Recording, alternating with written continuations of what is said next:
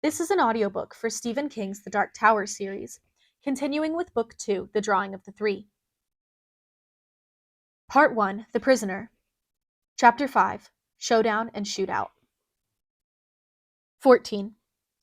Not really wild, the gunslinger could have told Eddie. When you feel the wind of the slug on your cheek, you can't really call it wild. He thumped the hammer of his gun back and pulled the trigger again as he recoiled from Andolini's shot. This time, the bullet in the chamber fired. The dry, authoritative crack echoed up and down the beach. Gulls asleep on the rocks, high above the lobstrosities, awoke and flew upward in screaming, startled packs. The gunslinger's bullet would have stopped Andolini for good in spite of his own involuntary recoil, but by then Andolini was also in motion, falling sideways, dazed by the blow on his head. The crack of the gunslinger's revolver seemed distant, but the searing poker it plunged into his left arm, shattering the elbow, was real enough. It brought him out of his daze, and he rose to his feet, one arm hanging broken and useless, the gun wavering wildly about in his other hand, looking for a target. It was Eddie he saw first, Eddie the junkie, Eddie who had somehow brought him to this crazy place. Eddie was standing there as naked as the day he was born, shivering in the chilly wind, clutching himself with both arms. Well, he might die here, but he would at least have the pleasure of taking Eddie fucking Dean with him. Andolini brought his gun up. The little cobra now seemed to weigh about 20 pounds, but he managed. 15. This better not be another misfire, Roland thought grimly, and thumbed the hammer back again. Below the din of gulls, he heard the smooth, oiled click as the chamber revolved. 16. It was no misfire. 17. The gunslinger hadn't aimed at Andolini's head, but at the gun in Andolini's hand. He didn't know if they still needed this man, but they might. He was important to Balazar, and because Balazar had proved to be every bit as dangerous as Roland thought he might be, the best course was the safest one. His shot was good, and that was no surprise. What happened to Andolini's gun, and hence to Andolini, was. Roland had seen it happen, but only twice in all the years he had seen men fire guns at each other. Bad luck for you, fellow, the gunslinger thought, as Andolini wandered off toward the beach, screaming. Blood poured down his shirt and pants. The hand which had been holding the Colt Cobra was missing below the middle of the palm. The gun was a senseless piece of twisted metal lying on the sand. Eddie stared at him, stunned. No one would ever misjudge Jack Andolini's caveman face again, because now he had no face. Where it had been, there was now nothing but a churned mess of raw flesh and the black screaming hole of his mouth. My God, what happened?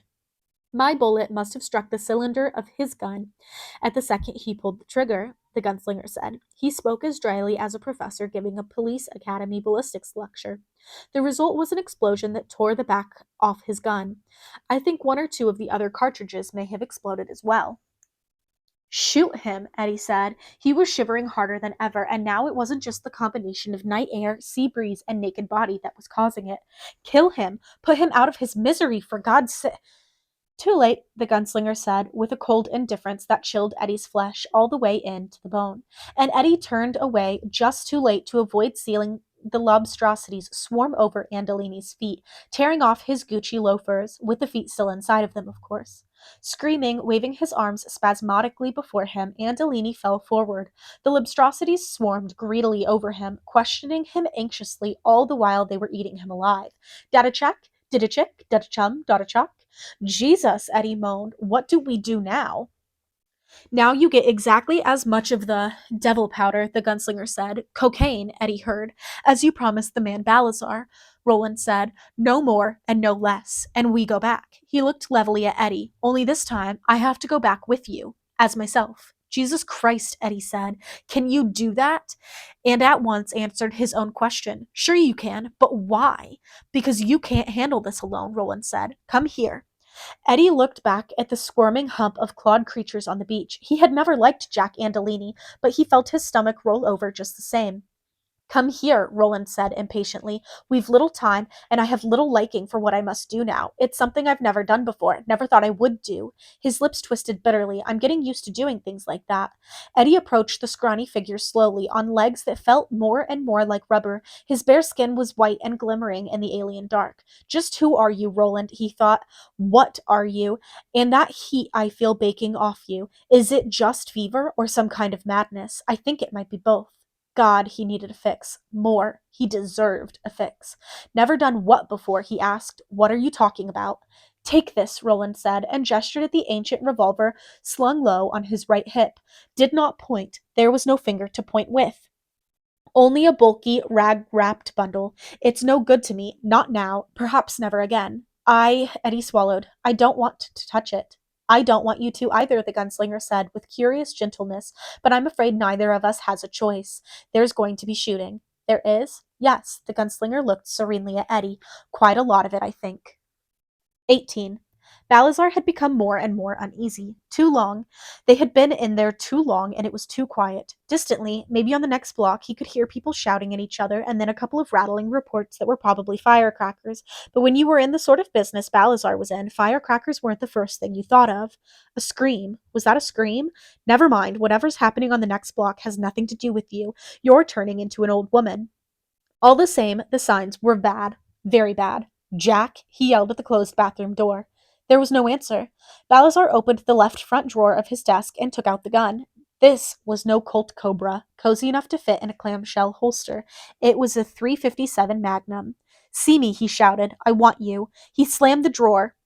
The tower of cards fell with a soft, sighing thump. Balazar didn't even notice. Simi Dretto, all 250 pounds of him, filled the doorway. He saw that DeBoss had pulled his gun out of the drawer, and Simi immediately pulled his out from beneath a plaid jacket so loud it could have caused flash burns on anyone who made the mistake of looking at it too long. I want Claudio and Trix, he said. Get them quick. The kid is up to something. We got a problem, Simi said.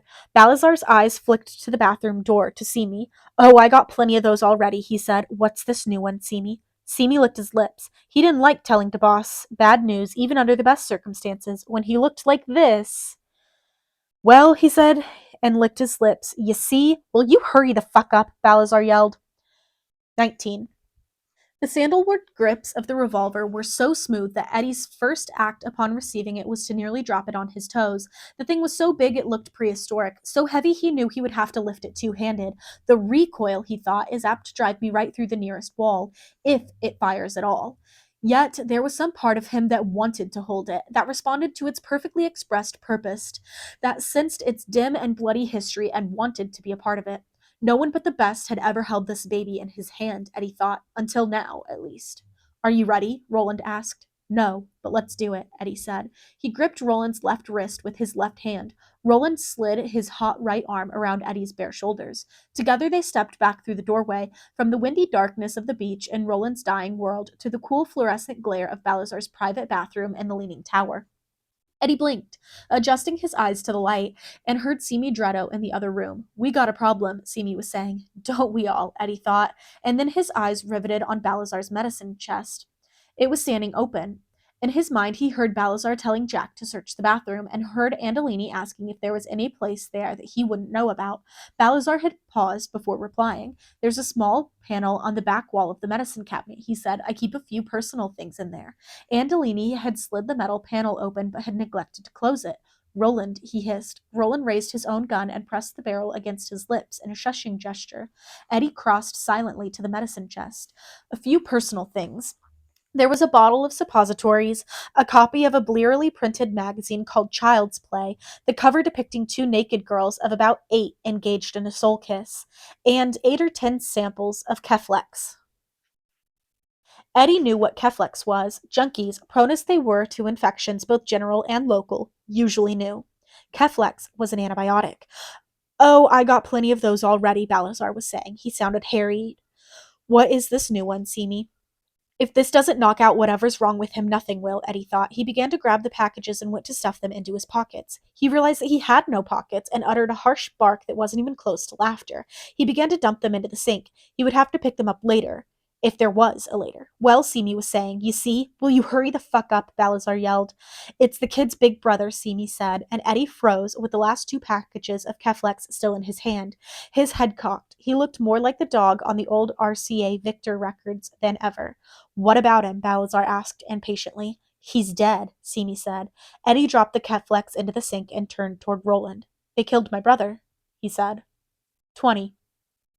Balazar opened his mouth to tell Simi not to bother him with a bunch of crap when he had important things to worry about, like this impossible-to-shake feeling that the kid was going to fuck him, Andolini or no Andolini. When he heard the kid as clearly as the kid had no doubt heard him, And see me.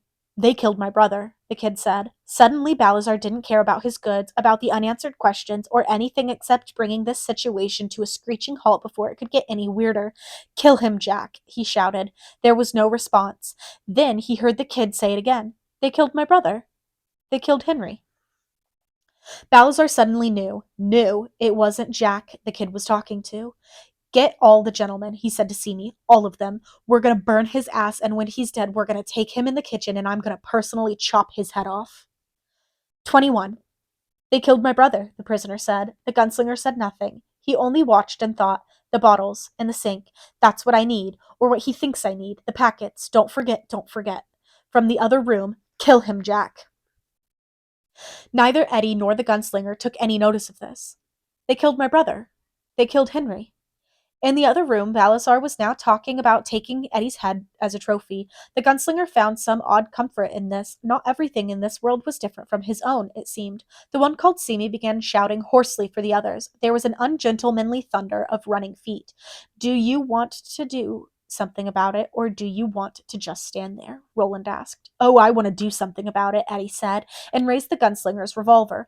Although only moments ago he had believed he would need both hands to do it, he found that he could do it easily. And what is it you want to do? Roland asked, and his voice seemed distant to his own ears. He was sick, full of fever, but what was happening to him now was the onset of a different fever, one which was all too familiar. It was the fever that had overtaken him in Tull. It was the battle fire, hazing all thought, leaving only the need to stop thinking and start shooting. I want to go to war, Eddie Dean said calmly. You don't know what you're talking about, Roland said, but you are going to find out. When we go through the door, you go right. I have to go left. My hand. Eddie nodded. They went to their war. 22. Balazar had expected Eddie or Andolini or both of them. He had not expected Eddie and an utter stranger, a tall man with his dirty gray-black hair and his face that looked as if it had been chiseled from obdurate stone by some savage god. For a moment, he was not sure which way to fire. Simi, however, had no such problems. DeBoss was mad at Eddie, therefore he would punch Eddie's clock first and worry about the other Cazzaro later. Simi turned ponderously towards Eddie and pulled the trigger of his automatic 3 times. The casings jumped and gleamed in the air. Eddie saw the big man turning and went into a mad slide along the floor, whizzing along like some kind of a kid in a disco contest. A kid so jived up he didn't realize he'd left his entire John Travolta outfit, underwear included, behind. He went with his wang wagging and his bare knees first heating and then scorching as the friction built up. Holes punched through plastic that was supposed to look like knotty pine just above him. Slivers of it rained down on his shoulders and into his hair. Don't let me die naked and needing a fix. God, he prayed. Knowing such a prayer was more than blasphemous. It was an absurdity. Still, he was unable to stop it. I'll die, but please just let me have one more. The revolver in the gunslinger's left hand crashed. On the open beach, it had been loud. Over here, it was deafening. Oh, geez, Simi Dretto screamed in a strangled, breathy voice. It was a wonder he could scream at all. His chest suddenly caved in, as if someone had swung a sledgehammer at a barrel. His white shirt began to turn red in patches, as if poppies were blooming on it. Oh, geez, oh, geez, oh, geez. Claudio Andolini shoved him aside. Simi fell with a thud. 2 of the framed pictures on Balazar's wall crashed down, the one showing DeBoss presenting the Sportsman of the Year trophy to a grinning kid at a police athletic league banquet landed on Simi's head. Shattered glass fell on his shoulders. Oh, geez, he whispered in a fainting little voice, and blood began to bubble from his lips. Claudio was followed by Trix and one of the men who had been waiting in the storage room. Claudio had an automatic in each hand. The guy from the storage room had a Remington shotgun sawed off so short it looked like a Derringer with a case of the mumps. Trix Pacino was carrying what he called the wonderful Rambo machine. This was an M16 rapid-fire assault weapon. Where's my brother, you fucking needle freak? Claudio screamed. What'd you do to Jack? He could not have been terribly interested in the answer because he began to fire with both weapons while he was still yelling. I'm dead, Eddie thought, and then Roland fired again. Claudio Andolini was propelled backwards in a cloud of his own blood. The automatics flew from his hands and slid across Balazar's desk. They thumped to the carpet amid a flutter of playing cards. Most of Claudio's guts hit the wall a second before Claudio caught up with them. Get him, Balazar was shrieking. Get the spook. The kid ain't dangerous. He's nothing but a bare-ass junkie. Get the spook. Blow him away. He pulled the trigger of the 357 twice. The magnum was almost as loud as Roland's revolver. It did not make neat holes in the wall against which Roland crouched. The slug smashed gaping wounds in the fake wood to either side of Roland's head. White light from the bathroom shone through the holes in ragged rays. Roland pulled the trigger of his revolver. On a dry click. Misfire. Eddie, the gunslinger yelled, and Eddie raised his own gun and pulled the trigger. The crash was so loud that for a moment he thought the gun had blown up in his hand, as Jack's had done. The recoil did not drive him back through the wall, but it did snap his arm up in a savage arc that jerked all the tendons under his arm. He saw part of Balazar's shoulder disintegrate into red spray, heard Balazar screech like a wounded cat, and yelled, "The junkie ain't dangerous. Was that what you said? Was that it, you numb fuck? You want to mess with me and my brother? I'll show you who's dangerous. I'll show." There was a boom, like a grenade, as the guy from the storage room fired the sawed off. Eddie rolled as the blast tore 100 tiny holes in the walls and bathroom door. His naked skin was seared by shot in several places, and Eddie understood that if the guy had been closer, where the thing's pattern was tight, he would have been vaporized. Hell, I'm dead anyway, he thought, watching as the guy from the storage room worked the Remington's jack, pumping in fresh cartridges, then laying it over his forearm. He was grinning. His teeth were very yellow. Eddie didn't think they had been acquainted with a toothbrush in quite some time. Christ, I'm going to get killed by some fuckhead with yellow teeth, and I don't even know his name, Eddie thought dimly. At least I put one in Balazar. At least I did that much. He wondered if Roland had another shot. He couldn't remember.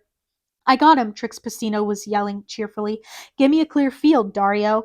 And before the man named Dario could give him a clear field or anything else, Trix opened up with the wonderful Rambo machine. The heavy thunder of machine gun fire filled Balazar's office. The first result of this barrage was to save Eddie Dean's life. Dario had drawn a bead on him with a sawed-off, but before he could pull its double triggers, Trix cut him in half. "Stop it, you idiot," Balazar screamed. But Trix didn't hear, or couldn't stop, or wouldn't stop. Lips pulled back from his teeth so that his spit-shining teeth were barred in a huge shark's grin. He raked the room from one end to the other, blowing 2 of the wall panels to dust, turning framed photographs into clouds of flying glass fragments, hammering the bathroom door off its hinges. The frosted glass of Balazar's shower stall exploded. The March of Dimes trophy Balazar had gotten the year before bonged like a bell as a slug drove through it. In the movies, people actually kill other people with handheld, rapid-fire weapons. In real life, this rarely happens. If it does, it happens with the first 4 or 5 slugs fired, as the unfortunate Dario could have testified, if he'd ever been capable of testifying again. After the first 4 or 5, 2 things happen to a man, even a powerful one, trying to control such a weapon.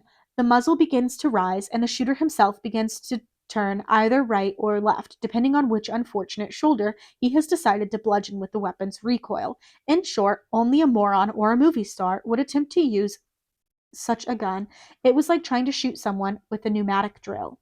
For a moment, Eddie was capable of any action more constructive than staring at this perfect marvel of idiocy. Then he saw other men crowding through the door behind Trix, and raised Roland's revolver. "Got him!" Trix was screaming with joyous hysteria of a man who has seen too many movies to be able to distinguish between what the script in his head says should be happening and what really is. "Got him! I got him! I got." Eddie pulled the trigger and vaporized Trix from the eyebrows up. Judging from the man's behavior, that was not a great deal.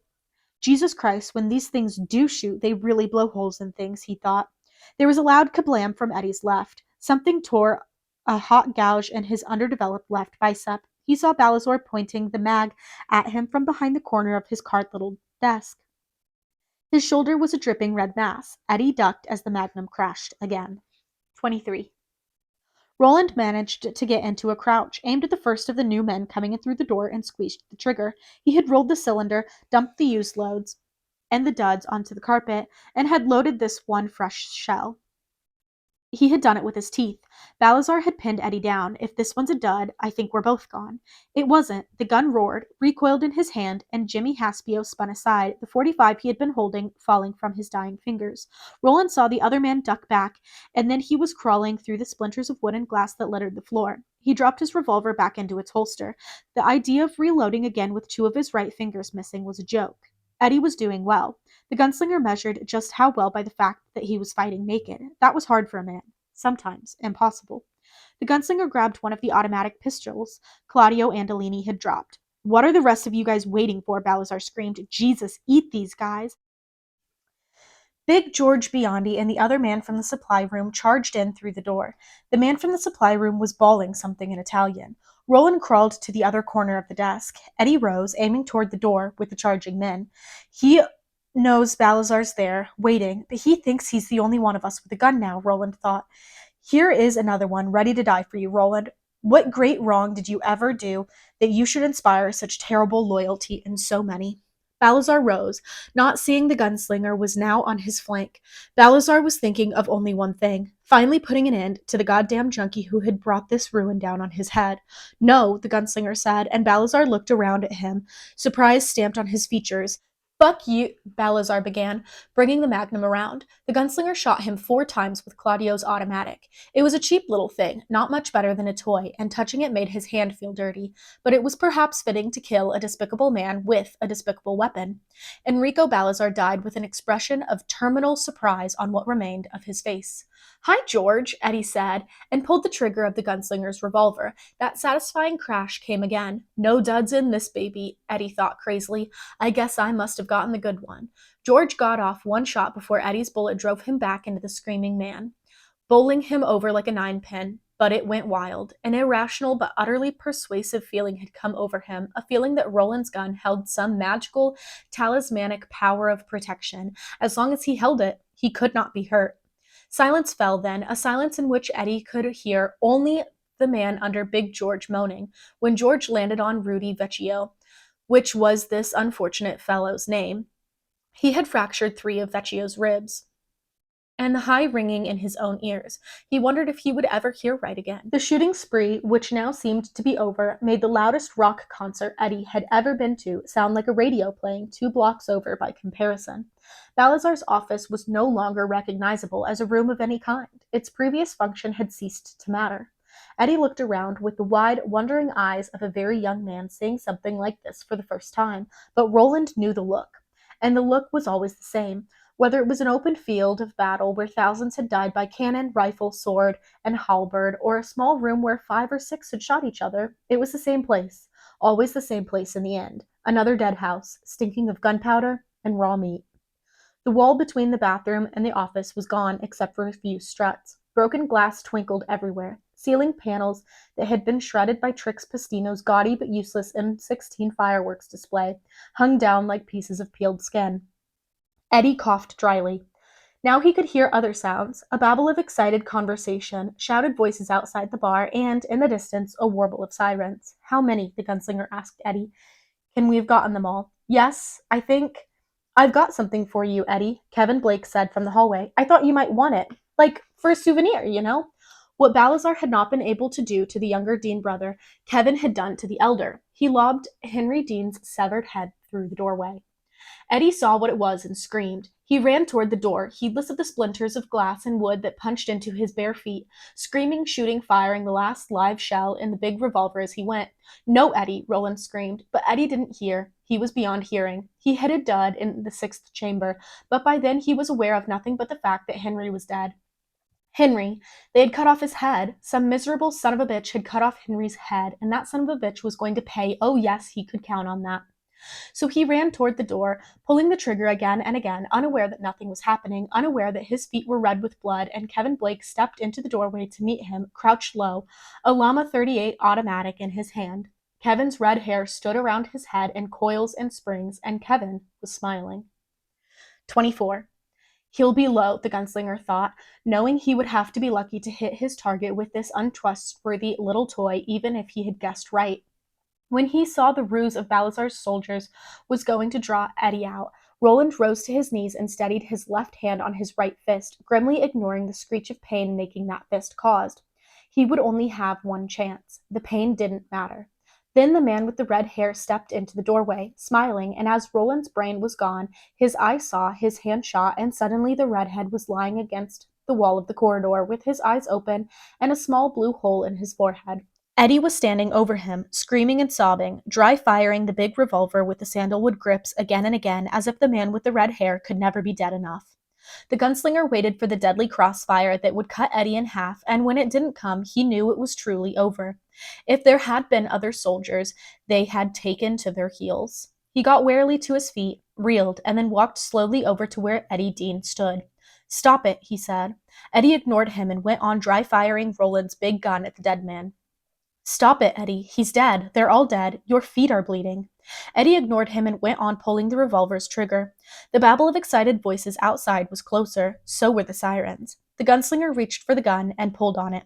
Eddie turned on him, and before Roland was entirely sure what was happening, Eddie struck him on the side of the head with his own gun. Roland felt a warm gush of blood and collapsed against the wall. He struggled to stay on his feet.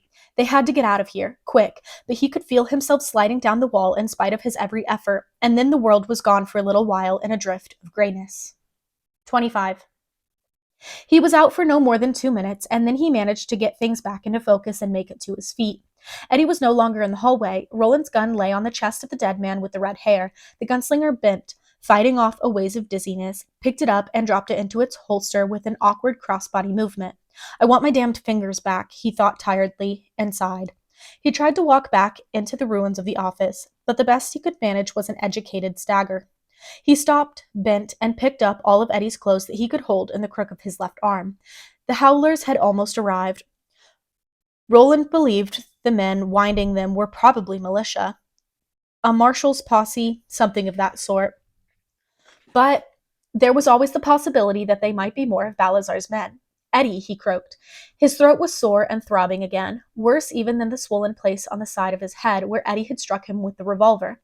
Eddie didn't notice. Eddie was sitting on the floor with his brother's head cradled against his belly. He was shuddering all over and crying. The gunslinger looked for the door, didn't see it, and felt a nasty jolt that was nearly terror. Then he remembered, with both of them on this side, the only way to create the door was for him to make physical contact with Eddie. He reached for him, but Eddie shrank away, still weeping. "Don't touch me," he said. "Eddie, it's over. They're all dead, and your brother's dead too." "Leave my brother out of this," Eddie shrieked childishly. And another fit of shuddering went through him. He cradled the severed head to his chest and rocked it. He lifted his streaming eyes to the gunslinger's face.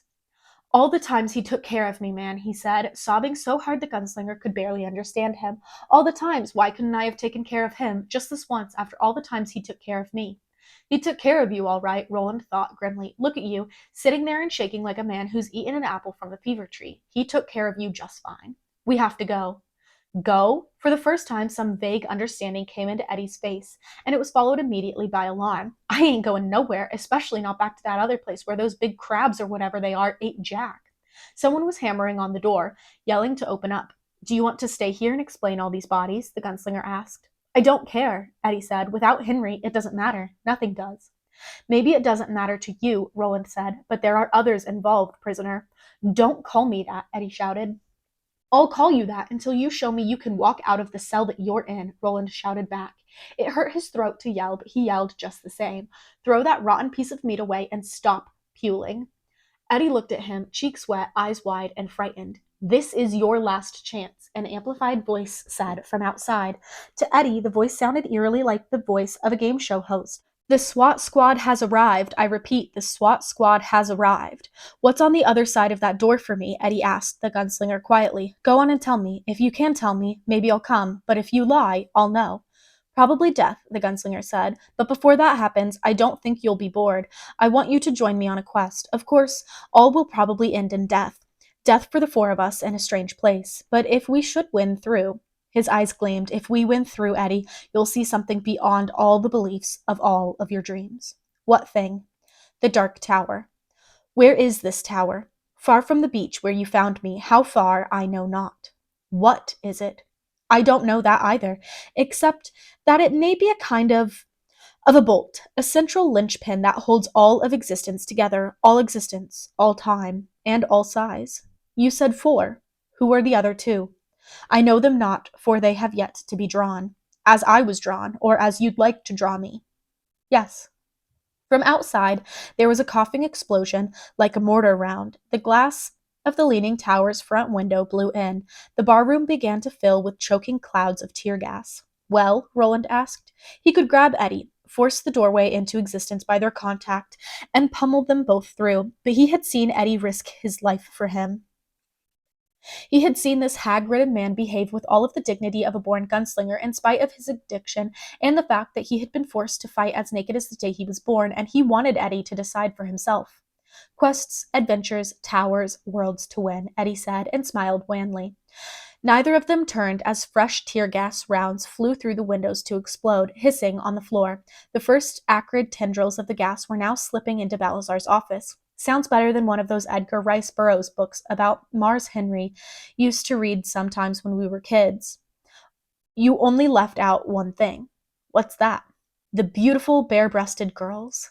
The gunslinger smiled. On the way to the Dark Tower, he said, anything is possible. Another shudder racked Eddie's body. He raised Henry's head, kissed one cool ash colored cheek, and then laid the gore streaked relic gently aside. He got to his feet. Okay, he said. I didn't have anything else planned for tonight anyway. Take these, Roland said, and shoved the clothes at him. Put on your shoes, if nothing else. You've cut your feet. On the sidewalk outside, two cops wearing plexiglass faceplates, flak jackets, and Kevlar vests smashed in the Leaning Tower's front door. In the bathroom, Eddie, dressed in his underpants, his Adidas sneakers, and nothing else, handed the sample packages of Keflex to Roland one by one, and Roland put them into the pockets of Eddie's jeans. When they were all safely stowed, Roland slid his right arm around Eddie's neck again, and Eddie gripped Roland's left hand. The door was suddenly there, a rectangle of darkness. Eddie felt the wind from that other world blow his sweaty hair back from his forehead. He heard the waves rolling up that stony beach. He smelled the tang of sour sea salt. And in spite of everything, all his pain and sorrow, he suddenly wanted to see this tower of which Roland spoke. He wanted to see it very much. And with Henry dead, what was there in this world for him? Their parents were dead, and there hadn't been a steady girl since he got heavily into the smack 3 years ago. Just a steady parade of sluts, needlers, and nosers, none of them straight. Fuck that action. He stepped through, Eddie actually leading a little. On the other side, he was suddenly racked with fresh shudders and agonizing muscle cramps, the first symptoms of serious heroin withdrawal. And with them, he also had the first alarmed second thoughts. Wait, he shouted. I want to go back for a minute. His desk or the other office, the skag. If they were keeping Henry doped, there's got to be junk. Heroin, I need it. He looked pleadingly at Roland, but the gunslinger's face was stony. That part of your life is over, Eddie, he said. He reached out with his left hand. No, Eddie screamed, clawing at him. No, you don't get it, man. I need it. He might as well have been clawing stone. The gunslinger swept the door shut. It made a dull clapping sound that bespoke utter finality and fell backward onto the sand. A little dust puffed up from its edges. There was nothing behind the door, and now no word written upon it. This particular portal between the worlds had closed forever. No, Eddie screamed, and the gulls screamed back at him as if in jeering contempt. The Libstrosities asked him questions, perhaps suggesting he could hear them a little better if he were to come a little closer, and Eddie fell over on his side, crying and shuddering and jerking with cramps. Your need will pass, the gunslinger said, and managed to get one of the small sample packets out of the pocket of Eddie's jeans, which were so like his own. Again, he could read some of the letters, but not all. Chieflet, the word looked like. Chieflet. Medicine from that other world. Kill or cure, Roland murmured, and dry swallowed 2 of the capsules. Then he took the other 3 Aston and lay next to Eddie and took him in his arms as well as he could, and after some difficult time, both of them slept.